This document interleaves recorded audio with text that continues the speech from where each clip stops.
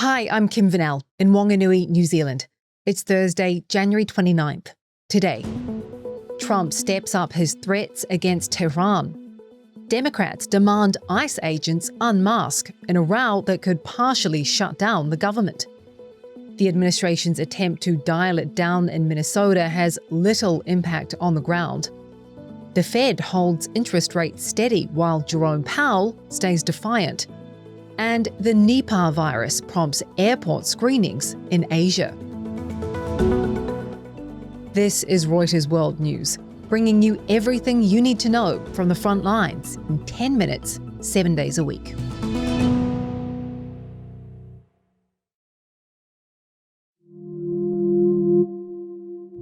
We start with US President Donald Trump's ramped-up threats against Iran. He's issued a stark ultimatum on Truth Social, demanding Iran comes to the table to make a nuclear deal, or the next US attack will be, quote, far worse than the June strike on its nuclear facilities.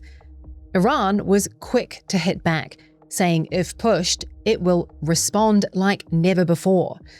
Two sources have told Reuters Trump is escalating his threats to inspire protesters, saying he wants to create conditions for regime change. Arab and Israeli officials have warned him that air power alone won't be enough to topple the government there. US intelligence reports are raising doubts about whether Venezuela's interim president, Delcy Rodriguez, will cooperate with Washington's demand. It wants Venezuela to cut ties with Iran, China, and Russia. In the meantime, the US is handing over a tanker to Venezuela that it seized earlier this month. That's according to two officials. To Minneapolis now, where ICE agents have new orders. They've been told to avoid engaging with agitators as they continue their crackdown. That's according to new internal guidance reviewed by Reuters, which also tells agents to only target, quote, aliens with a criminal history. It comes as at least two federal agents involved in Saturday's fatal shooting of Alex Pretty are placed on administrative leave. That's according to media reports. An initial US government review of the fatal shooting found no mention of him brandishing a firearm, despite initial statements by Trump officials contradicting that. Even so, immigration agents aren't slowing down. Ecuador's foreign ministry says an ICE agent tried to get into Ecuador's consulate in Minneapolis on Tuesday.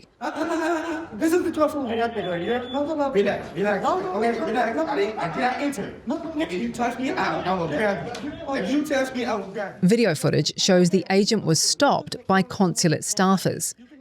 Trump has softened his rhetoric around the deployment and has ushered in a change of leadership of immigration operations in Minneapolis. Reporter Brad Brooks is there and has more on what that translates to on the ground. Since Border Czar Tom Homan has taken over operations here, we've seen subtle, slight shifts, and also our sources who are neighborhood observers, they've confirmed that they are also seeing these same sort of shifts that we are seeing, which is ICE and Border Patrol seems to be doing smaller operations now and highly targeted instead of just showing up in a neighborhood and randomly stopping people. They are not, however, abating or stopping. They are not getting out of town. We do not know if the numbers of agents in Minneapolis is dropping or not, but they are certainly not ceasing activity. But in Washington, those new ICE orders don't go far enough.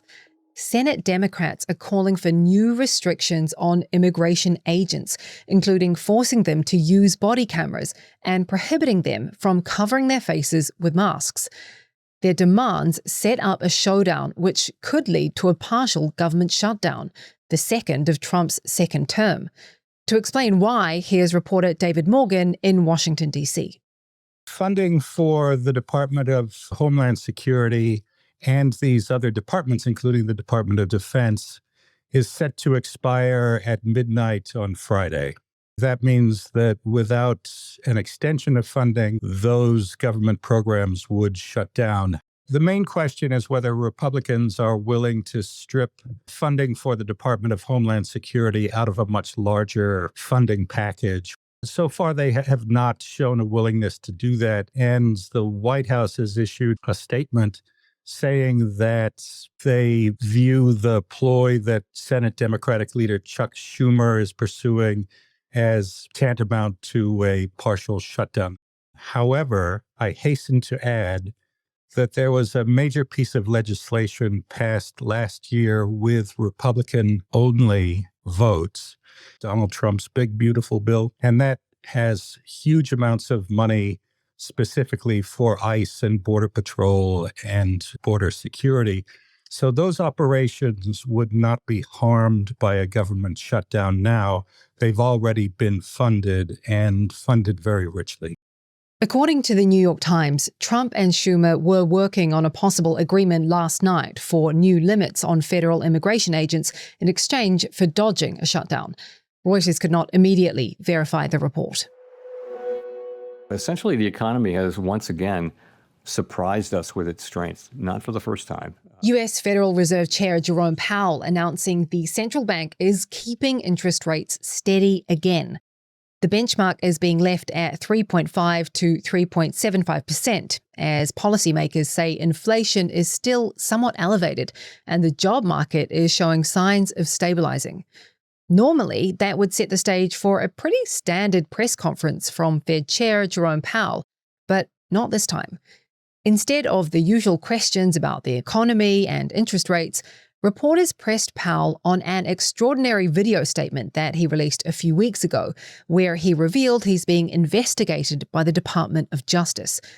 While he had no new comments about the probe, he did make one point very clear. You're confident it can maintain that independence at this point? Yes. I mean, I'm strongly committed to that, and so are my colleagues. Powell didn't say what he plans to do when his term ends, but he did offer one piece of advice to whoever takes over. Don't get pulled into elected politics. Don't do it. Fed reporter Howard Schneider says on the rate front, the decision to hold steady was widely expected, but his assessment of economic growth stands out. So, read between the lines. A, it's a pretty good outlook for the economy. B, they're less worried about the job market taking a hit. C, they think inflation's going to fade, but it's still high. Put all that together and you get probably, a pause that could last a while. For more Econ and markets news, tune into our sister podcast, Morning Bid. It's available wherever you get your podcasts. Federal agents have searched an election facility in Georgia's Fulton County.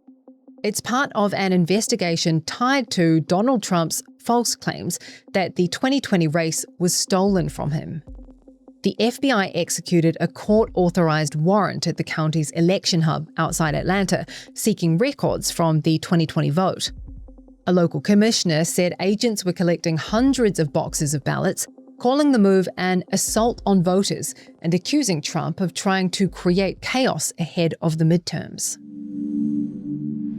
In Indonesia, airport travelers passed through thermal scanners reminiscent of COVID-era travel. But this time, authorities are trying to stop the spread of Nipah virus. Only 2 cases of Nipah have been confirmed in India's West Bengal. But while there are vaccines in trials, none have been cleared so far, and this virus has a high fatality rate. Even so, Reuters global health correspondent Jennifer Rigby says there's no need to panic. Nipah virus is a really nasty disease. It has very high fatality rate between 40 to 75%. It's a virus. It's spread mainly through contact with infected bats. But the reason that this is something not to worry about too much right now around the world and the risk of global spread is that it doesn't spread that easily from person to person. Jennifer says even though the world is still spooked by memories of COVID, Nipah virus is different. It's a disease we know about. It's been around since it was found in Malaysia at the end of the 1990s. There's been outbreaks almost every year in Bangladesh, small outbreaks because it doesn't spread easily from person to person. So this isn't COVID. This is not a pandemic. This is not, zooming across borders at this point.